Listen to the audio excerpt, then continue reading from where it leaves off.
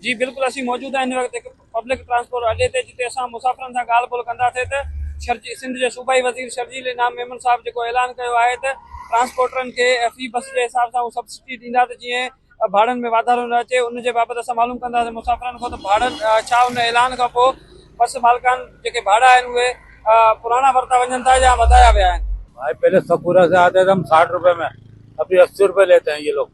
हमने वो किराया कम हुआ ही नहीं है, बढ़ गया इसका मतलब। किराया बढ़ गया, वही ले रहे हैं वो।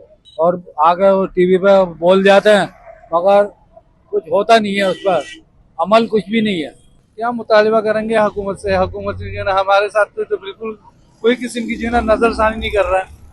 क्या मुतालिबा करेंगे उनसे? डीजल और पेट्रोल बढ़ने की वजह से जो है ना अभी किराए बढ़ गए हैं और यहाँ से आने जाने में मसला होता है। पहले कम था किराया, अभी ज्यादा हो गया। अभी कम नहीं हुआ किराया? अभी कम नहीं हो और पंजाब का किराया भी बढ़ गया। पहले यहाँ से 2000-2500 लेते थे, अभी 3500-4000 ले रहे हैं। यहाँ पहले 70-80 रुपए लेते थे लोकल किराया, अभी 100 रुपए लेते। ये किराए में नाजायज हुआ है बिल्कुल, क्योंकि पेट्रोलियम की प्राइसेस अगर बढ़ी है तो गवर्नमेंट ने इंसेंटिव भी तो दिया है ना इनको।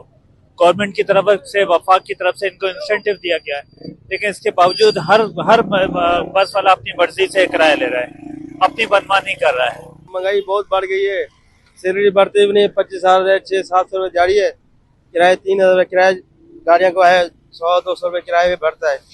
गरीब बंदा कहाँ जाए, बहुत महंगाई बढ़ गई है। बस सरकार को बोले को सस्ता करे, महंगाई का दौर सस्ता करे।